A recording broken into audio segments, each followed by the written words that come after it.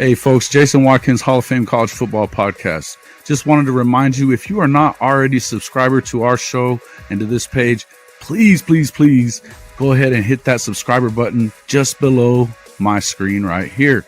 It's so important to us. A while back, we already hit our 4,000 plus watch hours to be monetized, but we're still short on subscribers. We got to get to 1,000.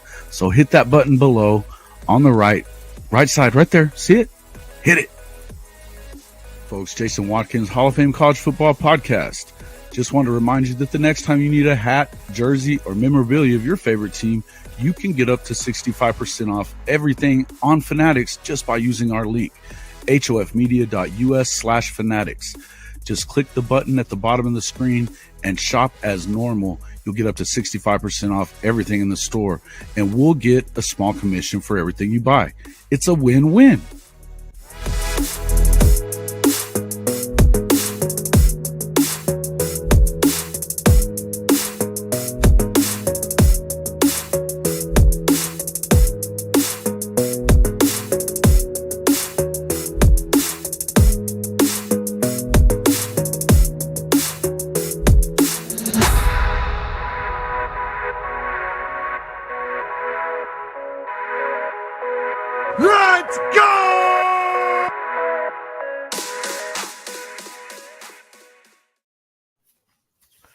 Welcome back to the Hall of Fame College Football Podcast. I'm your host, Jason Watkins, and if you love college football, you are definitely in the right place. So before you forget, please smash that red subscriber video, like our videos, and don't forget to ring the bell so you don't miss one moment of the Hall of Fame College Football's podcast. That was a terrible intro. It's been a terrible day. Yes. Oh man, I tell you what, folks, what a day in college football. For if you're a Big 12 fan of a blue blood, you are not feeling good right now. If you are a TCU fan, as Sean is not one, but he's the best troll that we have on this channel. So he's definitely was going to throw that out there. No doubt. LFG. There's my defining moments. Huang Lam, that's my boy right there. Appreciate you being here on the show also, Huang. Guys, it was a tough day today. Obviously, we just got done watching Texas really not play very well, Christian. Your boys didn't play well. But who am I to speak? The Oklahoma really went and kind of laid an egg in Morgantown. I don't think that a whole lot of us expected to see this coming. There was some inkling to me last night that I kind of thought, oh man, no way they're going to go over there and lose this thing, right? I hate it when stuff like that enters my brain. So it was one of those games where you just end up seeing his mistake after mistake after mistake. And at some point, and this is something that, Brent Venables talked about afterwards, but I mean, they're talking about it throughout the broadcast, and I know I'm sitting here screaming about it is, jumping off sides on fourth down, 4th and 1, making it, a first down. They jump off sides on their own 4th and 1 to make it a 4th and 6. There's all kinds of, there was just one thing after another. And still, what was that last drive? I think it was West Virginia puts up a drive of like 6 minutes to close it. Get it down the field and basically run the clock out. Kid kicks a chip shot with, no time left. And the thing is that as much as I've been taken up for the guy. I really have. And I still do believe that this is one of those deals where at some point the players got to play. They do. They got to play, and they have to. You can't have mental mistakes like that. But even to be fair, when you have Eric Gray go over 200 yards rushing and you get beat, the offense didn't do its part either. When you've got Dylan Gabriel, another bad game for him. And generally speaking, he's been great all season, but that was not. That just wasn't it, man. It just wasn't it. But anyway, folks, if you enjoy the content that we bring you from week to week, please hit that subscriber button. We are on our way to monetization. We are doing great with it. But we got all the hours that we need. All we need is those subscribers. So share it with your friends. If you got friends that are, love college football, we're going to bring it to you from a lot of angles. I've had, this is my guy Christian here with me. He's been great. He is from the Lone Star College Football. He and his partner Logan Patterson are on 2-3 times a week. I've enjoyed having him on with me. We talk good football, and even though he's a Longhorn fan, and everybody can bust his chops in the comments, by the way, for that. But it's been we'd appreciate it. We've appreciated having you on, Christian. I appreciate you coming in. What are your thoughts about today's action? Obviously, you're Longhorns. You're not too happy, but go ahead. Yeah, I'll guess I'll touch on the Longhorns first. I don't look at this game like I'm upset that we lost, but usually it's way different than how upset I was when we lost to Tech or Oklahoma State. It's different losing when you have such a large lead, especially late in the third, and then when you have the number 4 team in the country come to your home and beat you by 7. I mean, and let's be honest, really they beat us by 14. Like we scored a defensive touchdown. Yeah. And the way I see it, TCU had the perfect game plan. They neutralized Bijan Robinson. He had 29 rushing yards.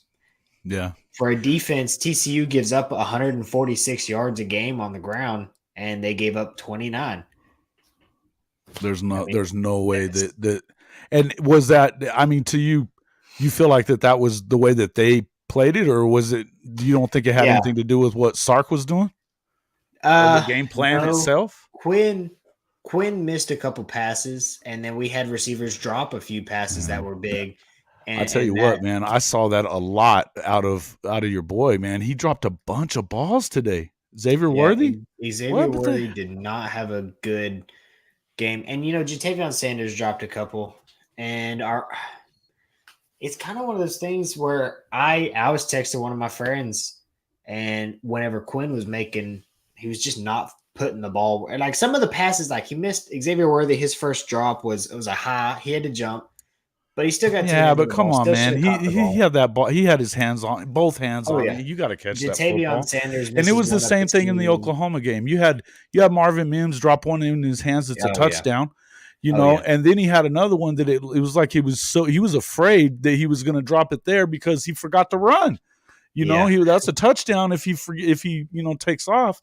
It just looked like his feet were in cement to me there. It just, and it was just, then you have stupid mistakes like Braden Willis, on that little screen pass type of deal. You got to be at the line of scrimmage. He's a foot over it, at least a yard over it.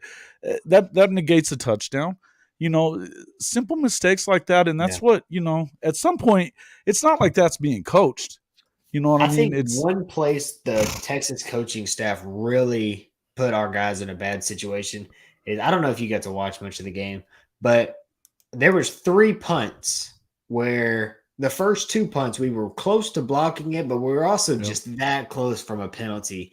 And at that point, the coaching staff should have said, all right, just quit going for it. Like we are getting, because they're looking to throw one. Yeah. There was one play where it was like the kicker fell and just got lucky that the defender dove right underneath him and didn't actually touch him.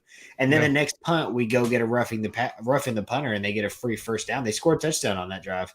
And so I think there's a part where the coaching staff has to say, okay, don't go block punt is great, but we're getting the ball back on defense. Yeah, listen, you can't afford it. It's just like that 4th and 1 play for Oklahoma.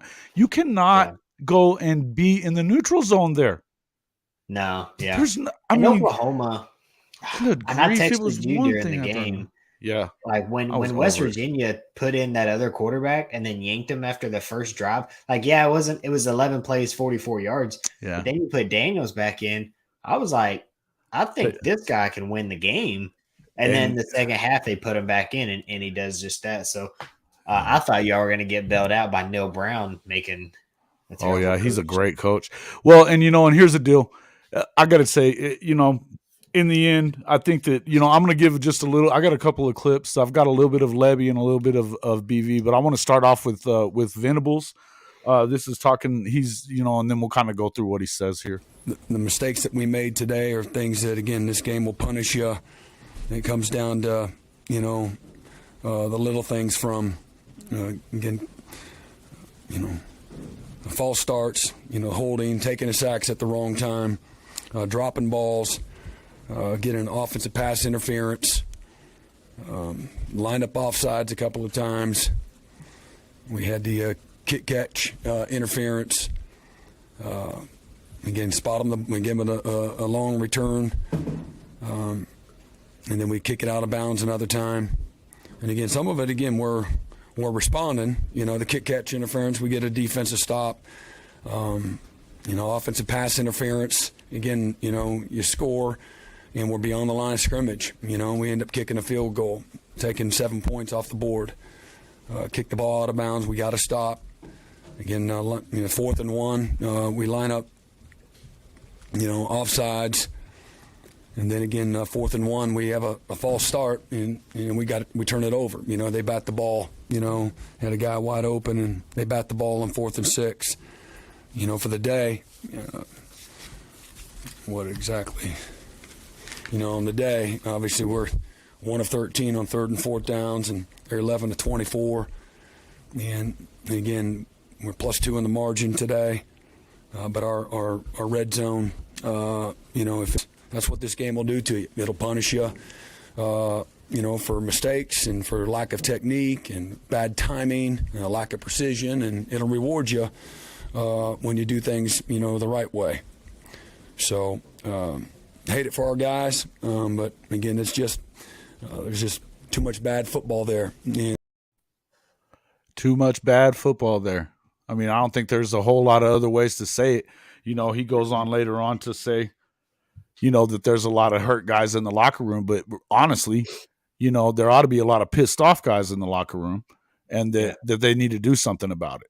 And I think that's probably, it's one of the better things that I've heard come out of his mouth. I mean, obviously, whenever listen, I'm all about the positivity of where he's at and he knows that this is a rebuilding process for this Oklahoma team. And don't get me wrong, this coaching staff has not. I'm not going to sit here and sugarcoat it for everybody here. I've been taking up for this coaching staff, and I believe that this staff is going to get it right. That being said, they're not getting it right at the moment. And there are some things that need to be shored up, but at some point, the players have to play. They need to, and they are the ones that are out there on the field, and you can't do it for them. But at some point, you also have to hold them accountable for what's going on out there, and quit saying, well, they never quit. I don't care that they don't quit. What I want them to do is to stop making these mistakes, because obviously listen, out of the 5 losses, you have the Texas game that was out of hand because you didn't have Dylan Gabriel in. Same thing with TCU. He was lost early in the second quarter. Got a cheap shot there on that one. Aside from that, every one of them has been a 1-score game. Every one of them has been, and somehow, and that's what he goes on to say at the end. I'm not sure that it's that it'll go straight back to that, so I don't want to go back to it yet. But essentially, he's saying, listen, there's something going on that we're not making those plays at the end of the game, and our opponents are, and there's so it's time to be pissed off about it, and to step up and make it happen. Look, Oklahoma fans are not used to this, and they're. I mean, if you're in Twitter right now. I have stayed out of it for the better part of the evening, but I mean, listen, I know what's going on in there, and honestly, it's one of those deals where, you're supposed to be better than, and even though these guys have lost a lot of players. There was 44% of the roster got turned over. I've talked about this at length and ad nauseum, but the truth of it is just this is Wong. Yeah, listen, always be reloading and not. Point. It's absolutely Both correct. Texas and Oklahoma, and Oklahoma. I can never say I feel sorry to watch Oklahoma lose, especially because y'all are losing this Yeah, year. yeah. the way I was we've cheering been a minute losing. ago. Believe me, bud. Yeah, oh, I know it. I'm sure you were. Yeah. But to see another team who is more talented than every team that every team that y'all have stepped on the field with, other than Texas, depending on what year you want to look at, is Most years. I mean, it's generally speaking, they're going to be about right along. right. We both recruit at a really high level, but every other team you step on the field with, you recruit better than them. Your players should be more talented. You should have more depth, Sure. and there's no reason. Like TCU has great coaches, and that's where I'm. There are some people who will tell you that coaching doesn't matter that much. It They're does wrong. matter. That's Coaching crazy. 100% matters. Silly That's how talk. you get a 2-10 Yeah. Oh, man. Baylor team, or you'll get a 2-10 Baylor team that the next year will go win a Big 12 championship game. That's because of coaching. Oh, absolutely. And so if Dave Aranda doesn't want to stay there, he's going to have another job. Although with what happened today, maybe not so much. But to be honest with you, I just feel like, yeah, you're right, and that's exactly right. And what you said and what Wong just said there, you guys got to step it up. Yeah. Part of what I hate about the Big 12 is that, since we don't have divisions and you have to play every team every year. Yeah, that's what happens in a round robin schedule. That's exactly what happens in a round robin. Where you can see, other than TCU, everybody, it's like the number 2 team. It's not over yet, but they still got it. They still got 2 more. But the number 2 team can lose to beat the number 3 team and then turn around and lose to the number 7 team and then beat the number 4 team and then lose to the number 8 team. And so it's like, that's what round robin is, man. That's exactly why they don't do it in any other conference. And I really think it gives you a worse out. Like, there's a part of it where you look at the Big 12 right now and you say, man, what a full of depth conference. And I think there's a part of that that's true. I think there is some depth to our conference. Sure there is. But I think there's also a part of it where it's very deceiving. What do you mean? Because I don't think there's that much depth. Like, I think TCU is pretty good. Well, I think that what's happened is you've had, and this happens every year, but you get some attrition, you get some injuries. Yeah. You get some because look at Oklahoma now. Okie Light is going to freaking underachieve no matter what. They could get to the conference championship game, but somehow they're going to underachieve because this is just what they do. Let's put it this way. For example, Oklahoma. So I think y'all will go and beat Oklahoma State next week. I was feeling really good about it until today, but it's at home. I would hope so. End up winning that game, but if y'all win that game, Oklahoma, as it sits, y'all are number 9 in the Big 12. Mm-hmm. If you win that game, you're going to beat the number 3 team. But yet you lost to the number 4 and 5 team. Right. And you beat the number 10 team. You lost to the number 1. Like, there's this, like Texas. We lost to the number 1 team. We beat the number 2, lost to 3, lost to 6. No, we beat Iowa State. Oh, okay. Yeah. No. Texas Tech is 6 now. Yeah. Okay. But we still play Kansas. I don't think we're going on the road to beat Kansas. I would think that they need to, man. Absolutely. Just knowing the way that things are, I would think that they need to do that. So, I don't know. It's just I can tell you, Jalen Daniels hasn't played yet. It's probably because all the coaching staff says, "No, we need you to go beat Texas. Don't play. We need you to go beat Texas." How long has it been now? 1,200 days. I was quick Jeff Levy. He was talking a little bit about, kind of wasting the day that Gray had. I'm gonna have him say. How frustrating are the discipline issues? The 4th and 1 false start is just incredibly frustrating that it happened again today. Again, situational football today was is bad. And we got 2 games left. We got Bedlam coming up Saturday at home, and we got to make a decision on who we want to be and how we want to finish this thing. So we got to make a choice collectively to go out and do our job, execute, play clean, and play how we're capable of playing. How do you? And again, there's just no 2 ways around it, and that's the thing. And I think part of that speaks to what we've talked about, what I've been talking about ad nauseum, as I said, is that there wasn't a whole lot of that. This is a culture change in Oklahoma because there's been so much of this facade up there, this facade of invincibility of, when they win 6 in a row and, when they win 6 in a row and because Texas wasn't doing anything for 12 years, they've been basically irrelevant for 12 years. And then, as I just said, Oklahoma State is going to underachieve at every turn. They're going to underachieve. This is what they do. So because of that, the deficiencies weren't showing up the way they should have. Baylor wasn't good at that point, for most of that time. You know what I mean? Yeah. They towards the end is when Matt Rule started getting them online again. But, I got to say, these are the kind of things, and these obviously are the headaches that are coming with it because now you don't have Caleb Williams.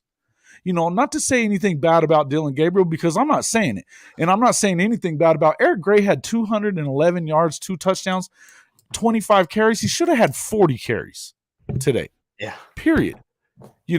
And so I just feel like, there's some things that need to happen within the program. You're going to have to give him time. I am still not going to sit here and tell anybody that I think it's time to fire Brent Venables because it's not. You can't. And I had, I've had people saying, coming back on me on that video today, just because I kind of took up for him. Look, of course Lincoln looks great. He played freaking Colorado last night. I would hope that they would win. They're 1-8. They lost their coach 5 games ago. You know what I mean? I don't want to hear it. And it's the same kind of deal. He's going to continue doing the same things because he's got the same coaching staff. He's doing things the same way, and they're going to continue to not stop anybody. And when he runs into somebody that's going to slow him down just enough that also has a good offense, they're going to get beat. Same thing that happened with Utah. It's going to happen. I promise you, if they get to that championship game and he has to play Oregon, they're going to get the brakes beat off him. That's just the Oregon lost today. Did they end up losing today? Okay. Yeah. So, Washington they have looked decent at times, but they're still going to be, unless they lose that Utah game.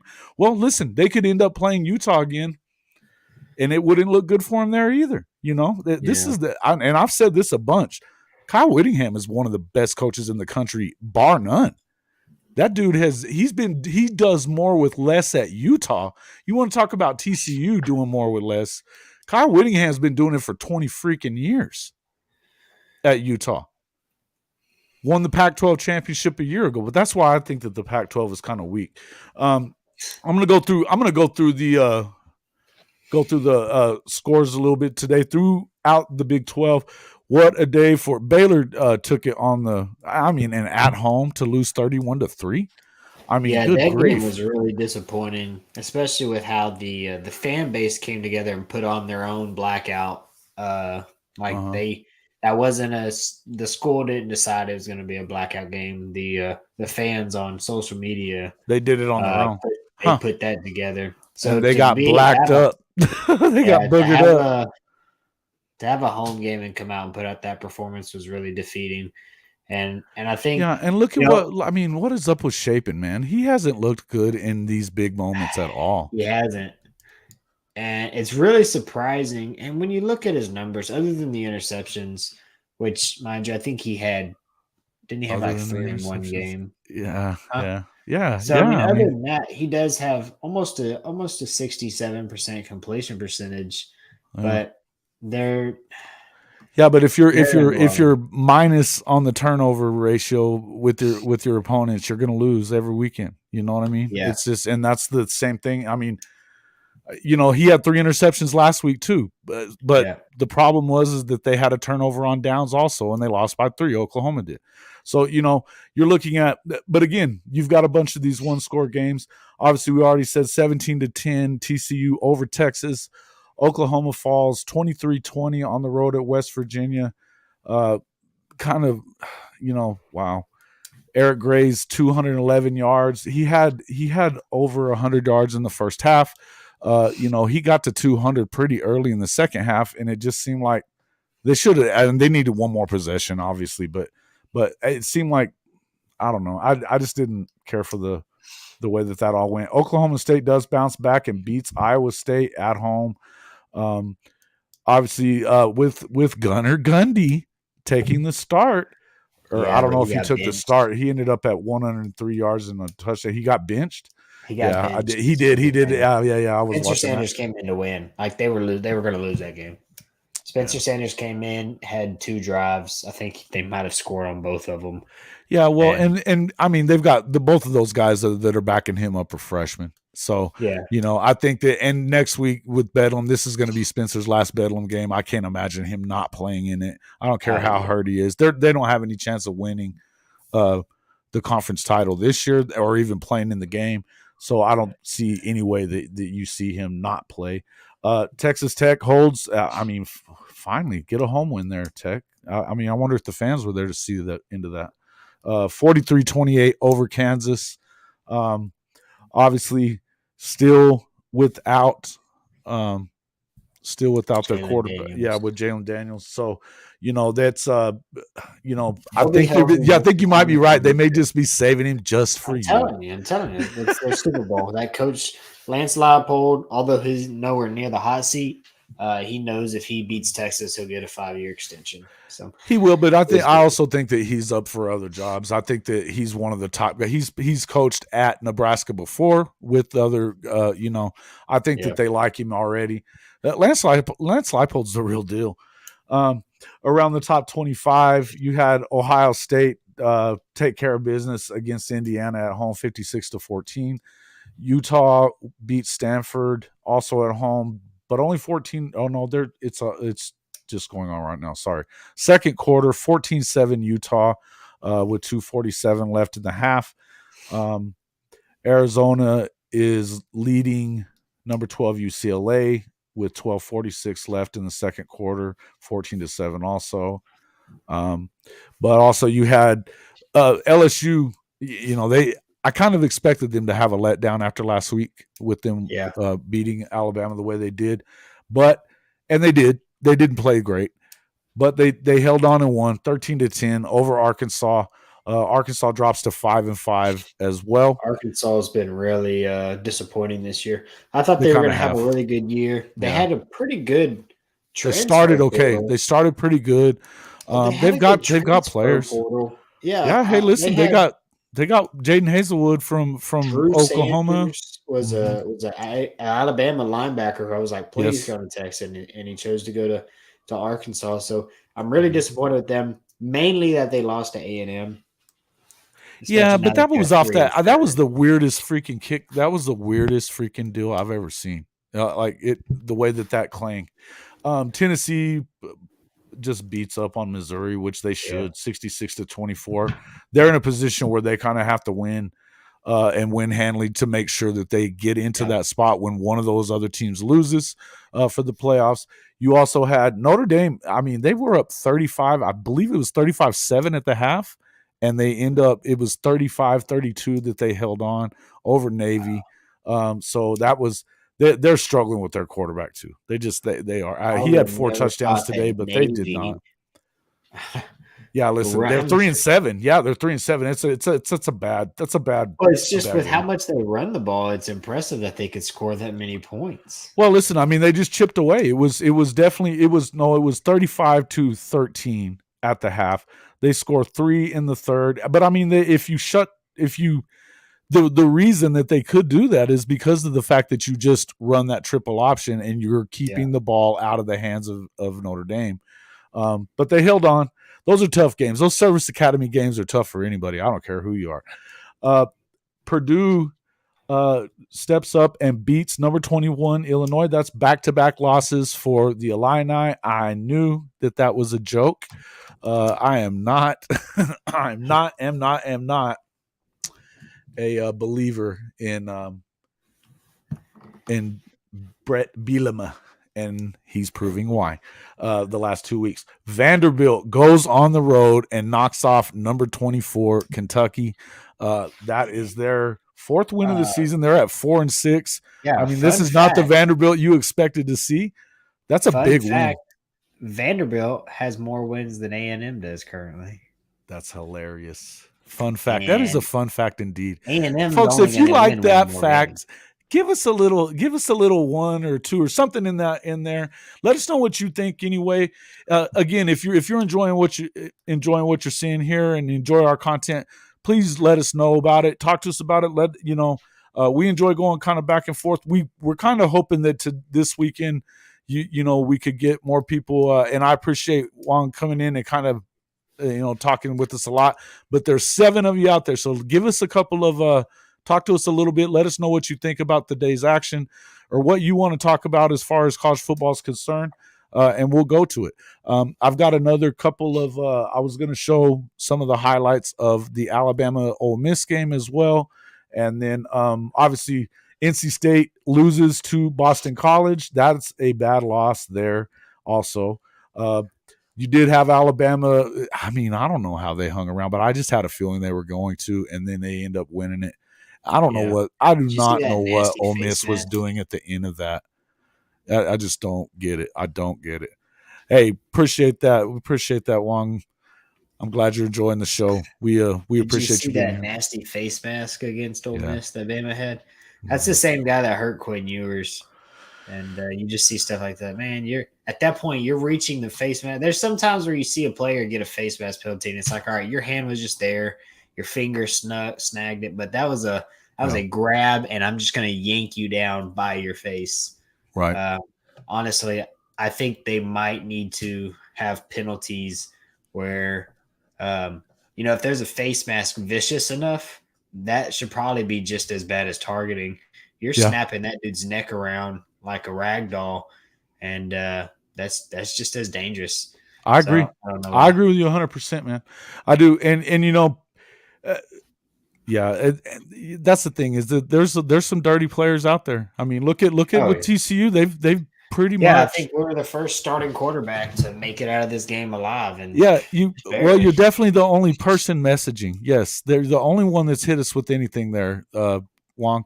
And folks, I know there's 6 of you out there. I can see it.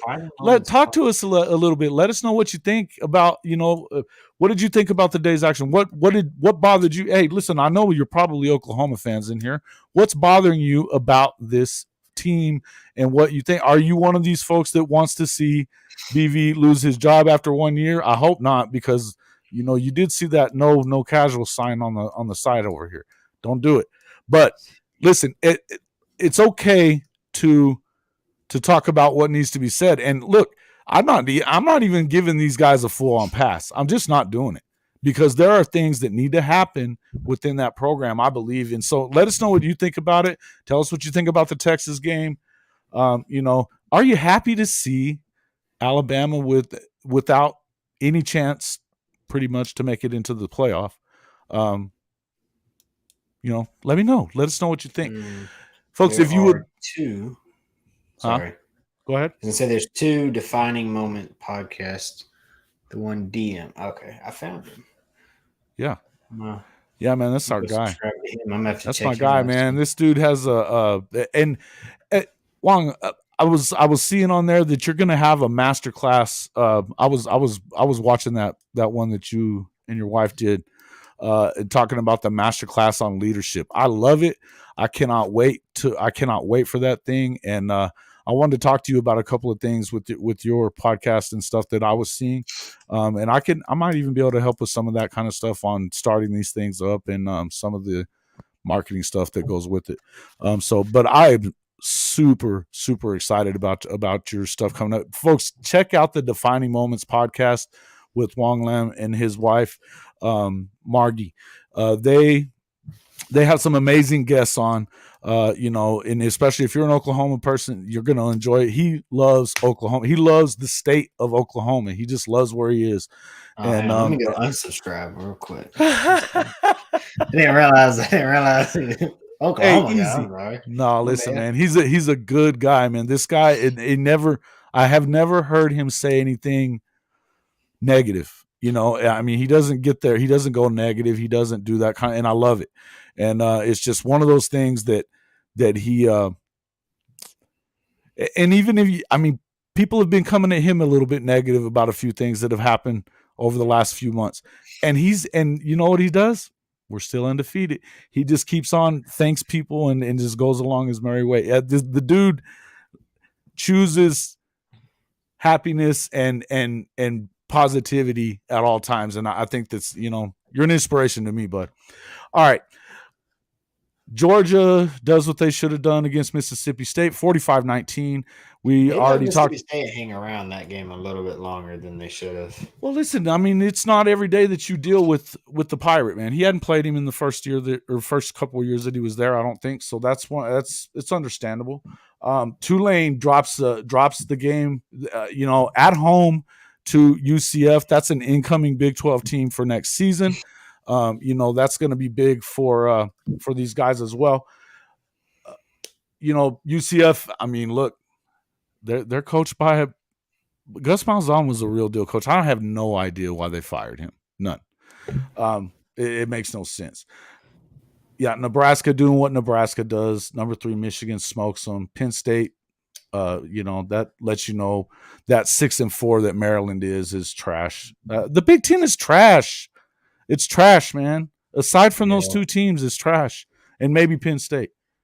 I would put up most of the Big 12 against those guys this year. I really would. Huh? I don't think I would. Like I said, I think that's what I'm talking about, is that I feel like there's a Big 12 teams that seem better than they are because they got a win over a team, but then they turn around and lose. Like, the round robin thing is one thing. And, I think that the things that happen, I mean, you don't start off 5-0 like Kansas does unless, there was a reason for it. They had Jalen Daniels. Yeah, they were playing real good. And honestly, if they had Jalen Daniels all year, they might be right up there with TCU. I don't know about all that, but who have they? That's true. That's true. Beaten? Yeah, I get it. Who have they lost to that they couldn't have beaten with their starting quarterback? They lost to y'all by 10.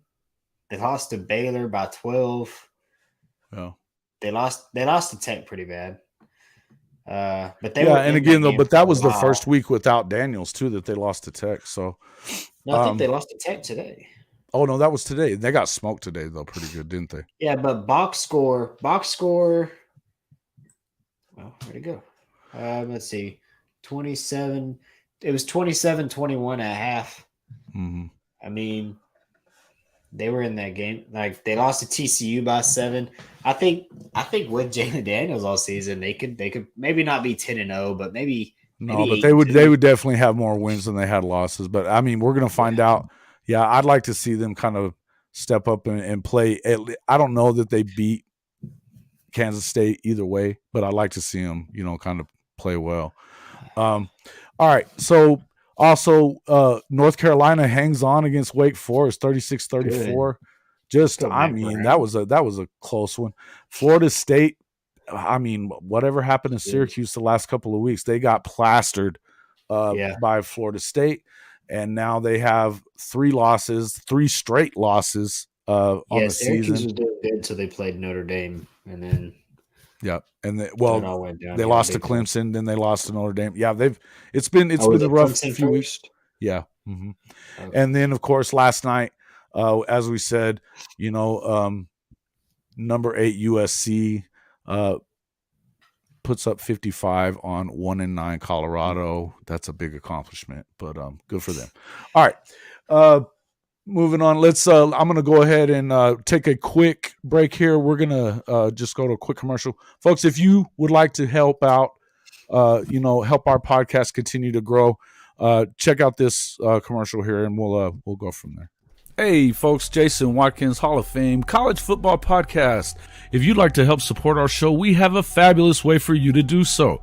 We have teamed up with the #1 team merchandise retailer in the world, Fanatics. That's right, Fanatics.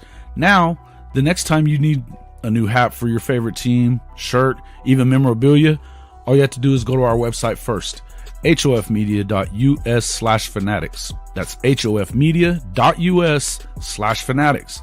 At the bottom of the page, there is a blue Fanatics logo. You click on it, then shop as normal. You're going to get up to 65% off everything in the store, and we get a small commission for everything you purchase. It's a win-win. So again, hofmedia.us/fanatics. That's hofmedia.us/fanatics. You help the show and save a bunch by doing so. It's a win-win situation, and we get to continue bringing you fabulous content week after week. Yeah, and you can also, as you can see at the top here, we have our, you can go to the HOF Fanatics through our bit.ly link here as well. You don't even have to hit the website if you go through here either way. Again, up to 65% off everything in the store. We have amazing, I've seen some really, really nice hoodies the last week, man, and we've sold quite a few of them actually. So it helps out the program, but you're going to get great deals on it as well. So we'd appreciate it if you jump in there. Wanted to just kind of talk a little bit about this Alabama game. I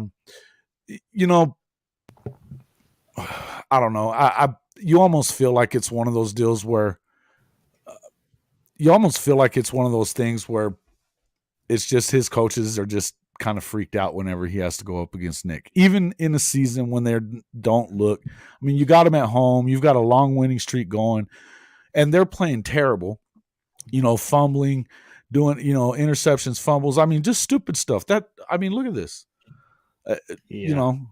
and they were up 17-7 at one point, as you're about to see here in just a second. They start looking real good, and they were up 10-0, then they were up 17-7, and somehow the next thing you know, and look, even after they got it to 10-7 or whatever, then they get another fumble. That's what got it to 17. But you got to put these guys away. You got to put these guys away. And I think that's what everybody has seemed to let Alabama off the hook all season long, other than the two teams that beat them. And both of them, they lost by a combined 2 points. So is Alabama really down? I know people want to say that they are, and they don't look great, but they still, I don't know if it's just that air of invincibility or what, but something doesn't look right. But hey, anyway, yeah, come on, man. This play here just seemed kind of crazy. They're getting a drive going down there, but I didn't understand this at all. You can't take that sack, man. You can't take that sack. Yeah. You can't take it. And then this throw, it was nowhere close. Yeah. Let them off the hook, man. They bailed them out. Bailed them out. You know what I mean? So Alabama moves on. Yay for them. That's one of those things I think you got a point. I think anytime a coach, I think there's an intimidation part about Alabama. Of course there is. Which is kind of weird. He loves to do that. They're so off this year. But there is just you play Alabama and you go in. It's almost like no matter how bad you want to win, uptight. It's just uptightness, expecting to lose. And it's hard to play even when the players, they kind of expect to lose. Well, man, they win all the dang time. Yeah. Hey, thanks a lot for coming on there, Wong Lam. We will see you soon, and thanks a lot for jumping on there with us, and we'll see you on the next one. Hey, folks, somebody else get in and give us some. Where's the troll at? Where the hell is the troll at? Sean, I know you're not just – Sean Holiday is not just not – talking because of the fact that we know Arkansas is trash too, just like he says OU is. he must be trolling somebody else right now. Hey, listen, it's been kind of a crazy the way that the things have shaken up. Shaping up it's been a crazy season so far. But going back to the whole Oklahoma and Texas thing, obviously these are the teams that we know the most about and we want to talk the most about. But it's kind of got. I've spent the better part of the last 2 weeks pretty much taking up for, going to bat for Venables, going to bat for and listen. Again, I think it's ridiculous to even talk about firing the guy. I don't even think it's. I think it's a dumb thing to talk about. Now that being said, that doesn't mean that he's not going through it and that they're not having an issue and growing pains or whatever as your first time head coach, because he is. But I loved what he had to say at the end today. I do want to see if maybe that'll come through like that. If it doesn't, if it's going to restart it, I'll just go right back. The mistakes that we made today are things that, again, this game will punish you. It comes down to. Anyway, I'll just go ahead and read it off to you what he said. Essentially what he was talking about was, you got a lot of hurt kids in that locker room right now. And he said, but we've always been close at the finish, and we're a lot of disappointed people. But character reveals itself in situations like this. And these are young guys that they're hurting right now.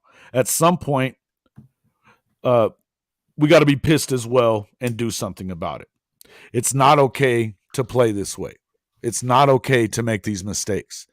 And don't get me wrong, I believe that this is being said in practice. I believe that they're probably getting it right in practice because you know how it is. If you've played sports, the coaches that they're going to make you get it right before you leave. Yeah. They're going to keep run it again. And I'm sure that's what's going on, right? But for some reason, when you get into the game, now, to be fair, the defense was better most of the day today. They only gave up 23. That's a damn sight better than what we're used to seeing out of them. And then you had the offense but those mistakes at key times. I mean, he went through, good grief.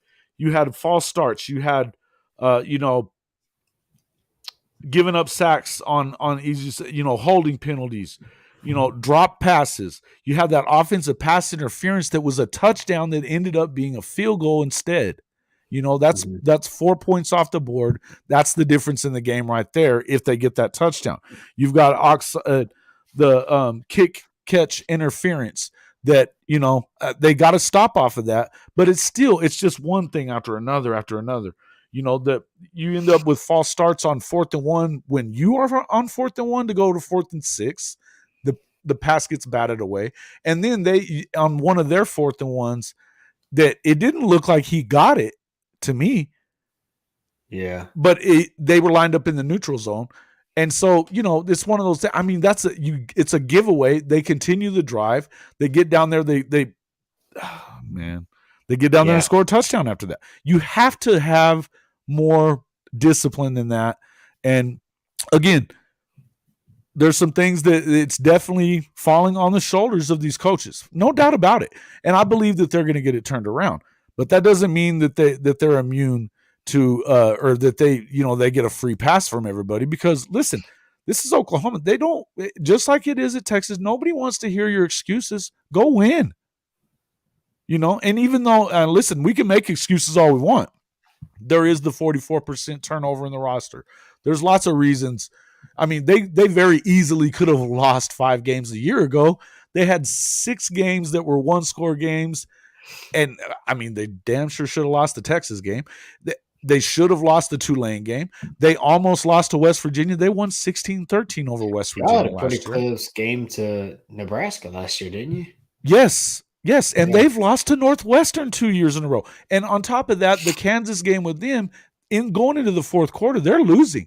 And if it wasn't for Caleb somehow pulling that ball out of Eric Gray's belly and willing himself to on that 4th down, they lose the game. They end up winning by 12. That's not one of their one-score wins, but he had to put his cape on again. And so had it not been for those things, you could have easily seen this happen a year ago. That being said, they still lost 13 guys off of their defensive depth chart. 6 of those dudes went to the NFL. You lost 37 guys total overall off of a team that you talk about it being an 11-2 team. It's not, the team that's left was not 11-2. It wasn't them.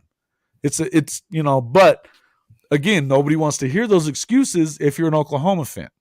Just like nobody wants to hear the excuses of Texas either, when it's been so long since they've won a conference title. Hell, it's been freaking 3 years since they've beaten Kansas.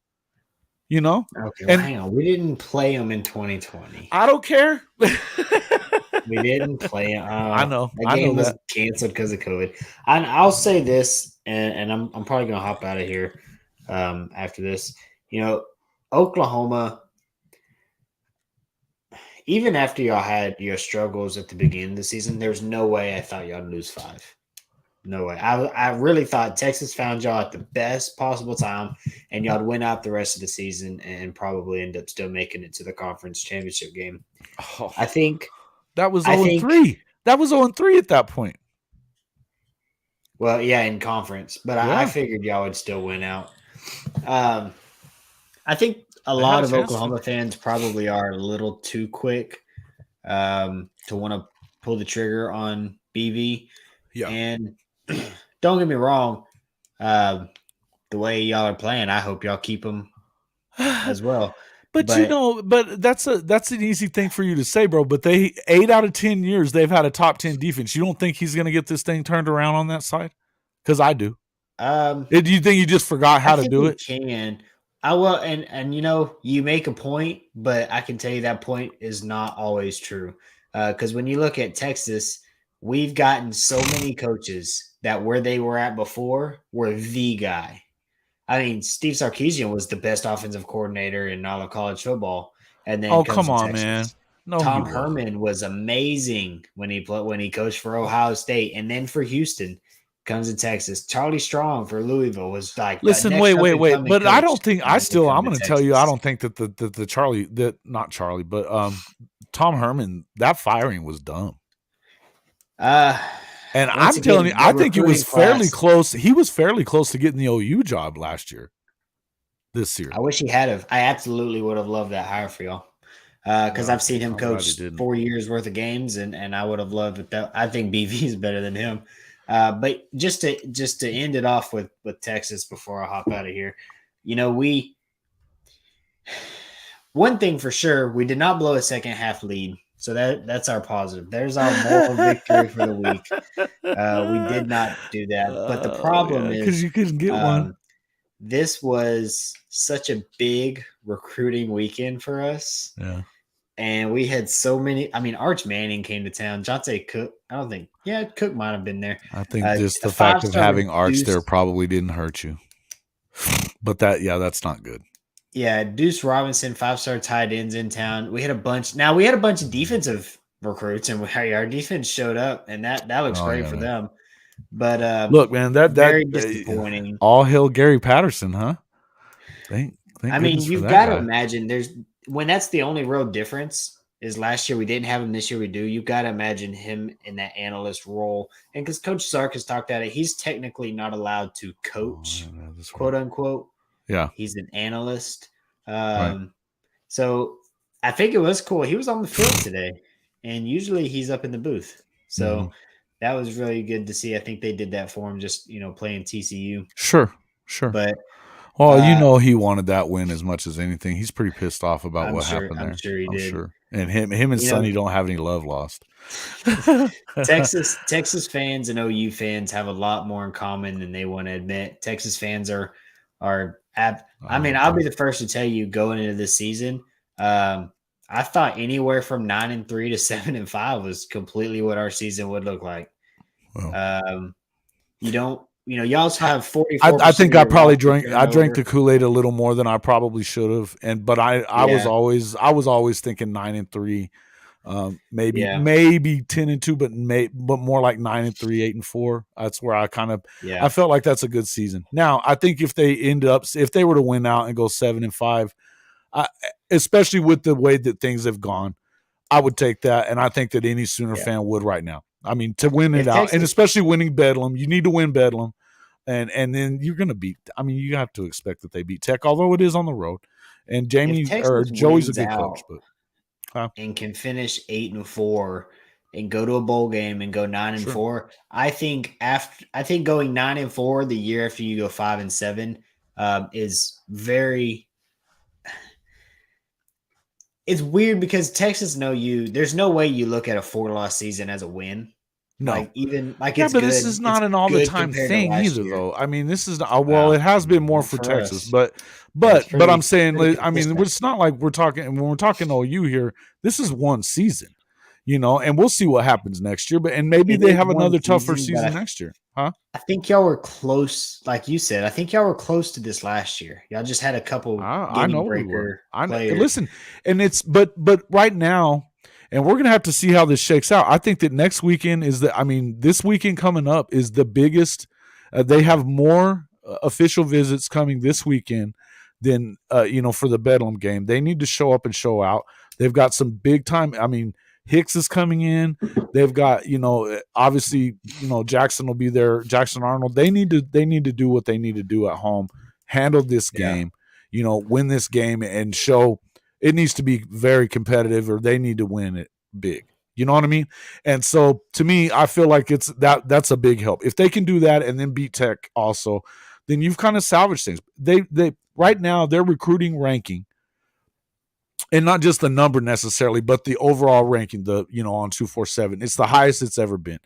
And it's for the first time, it's a majority of these guys are top level defensive players, big guys, even that guy that they're showing as a 3-star that Peyton was talking about the other day.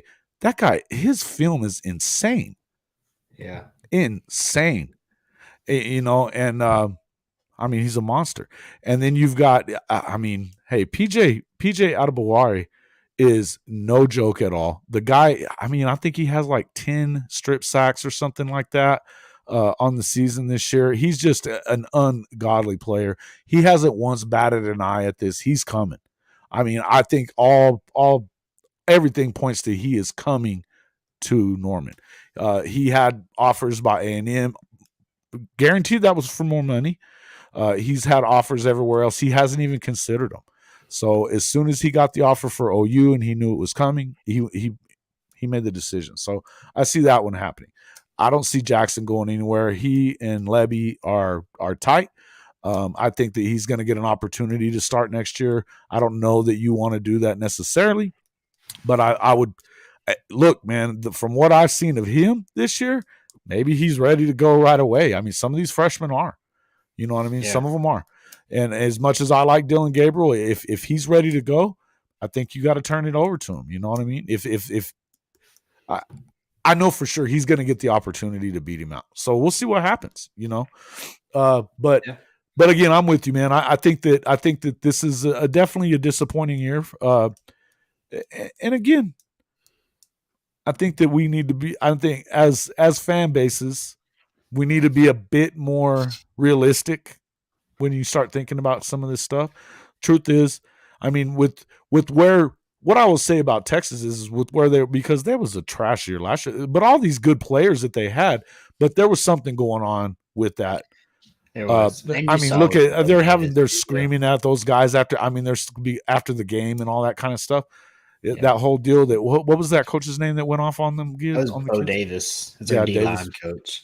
Yeah, and he had a great point. Like he was right. You go and lose to Iowa State, and you get on the bus and you're laughing. What are you laughing about? Yeah. You just got tore up.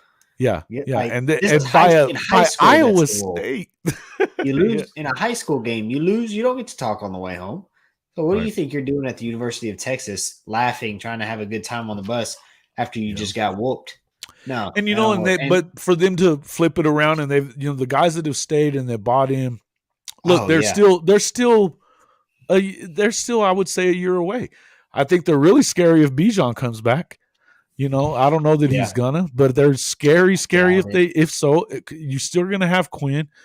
I don't know whether or not Manning is going to be ready to go right off the bat. I would think that most fans would hope ready to compete. Because Quinn has not had a season this year where you're for sure saying Arch. I think that he's shown glimpses though to where he's shown glimpses, but I don't know what the numbers are today because they haven't updated. But going into that game, he was like 57% completion. That was all the Oklahoma State game, because every other game I've seen him, he's been amazing. Last week he was like 18 of 34. Okay, the last couple of games. Yeah. Listen, but today's 3 in a row. Again, I still feel like I told you this before, but I felt like they didn't put him in a good position.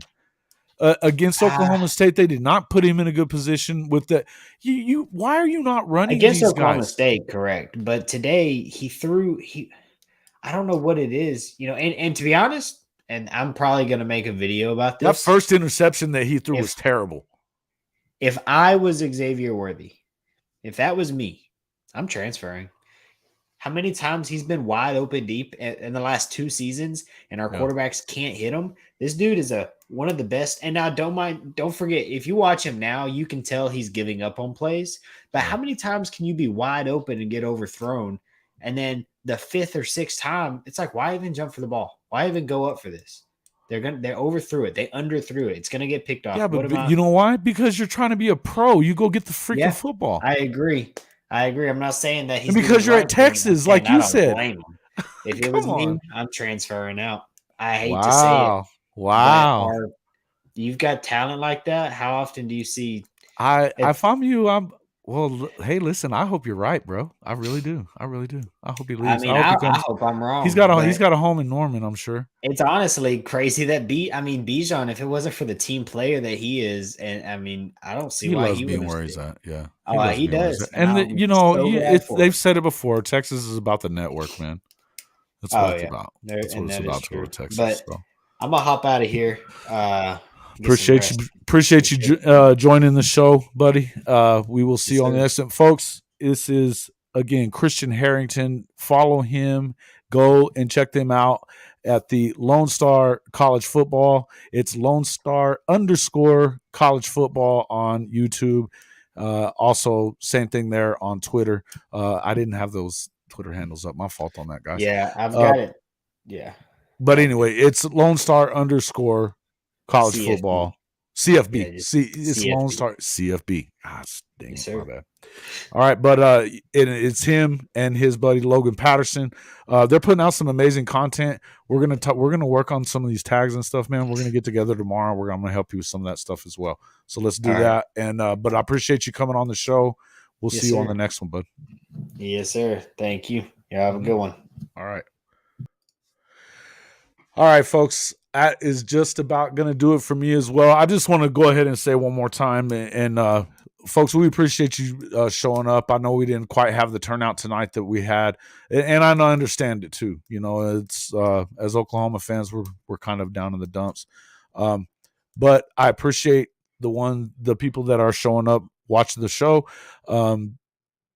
Kind of to go through an update. There was a couple of games left in the Pac-12. I'm going to give you an update before we take off. Where is it?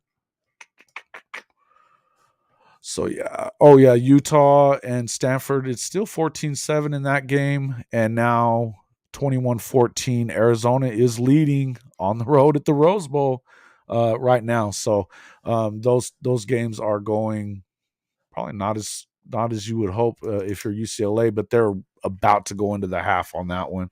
My guess is that they make an adjustment, flip it around. One more time, just to say again, I appreciate you guys for showing up. I would think that let's have a good week this week. I hope everybody enjoys their week. Don't let this get you down so much, about as Oklahoma fans. I mean, look, we've been spoiled for a while as Oklahoma fans, so it's okay to be upset about it, and I think you should be upset. And as I said, I don't think that these guys and Coach Venables, and I believe that they deserve time to get this thing right, but that doesn't mean that they're completely immune to being questioned about what's going on out there on the field and why, and for their part in why these guys aren't performing. And I agree. And while I would tell you that I feel like at some point these players got to play and do their part, but I would also say that, that comes to, it's a coaching thing that they have to make sure you got to get the best out of your players. So as flat as they looked, aside from Garrett Greene today, I feel like it's definitely worth, it's a fair question to ask is why is this happening? So, I get it. Anyway, folks, I'm going to go ahead and jump off as well. Again, if you want to help out the podcast, you can jump in and buy your team gear, whether it's the NFL, college, baseball, basketball, as basketball season's here, whatever it is, buy your team's gear up to 65% off everything in the store. bit.ly/HOF Fanatics. That's bit.ly/HOF Fanatics. Hall of Fame Fanatics. That's our partner store. Just by going through there, you'll get up to 65% off. We do get a commission for anything you buy from there. It's a small commission, but you get a great deal every time you go. But again, please, hit that subscriber button and share our podcast with your friends. And we'd like to get some more interaction in here sometime as we go. Generally, we do have a little more. But, let us know what you want us to talk about on these live shows. I've got another live stream coming up on Tuesday. We will be obviously talking a lot about the Bedlam Week. Oklahoma State has a win coming in now. Spencer Sanders came in saving the day today. So it looks like, you're gonna go in and find out. Hey, look, it's a big week. It's a big week for Oklahoma. They need to win. This is the better players, the guys that they really still need to secure. It's going to be their official visit weekend, so it would behoove the Sooners to win it. But again, thanks a lot for showing up. We will see you on Tuesday. It would be that's at 8 Eastern time on Tuesday, and we'll catch you on there.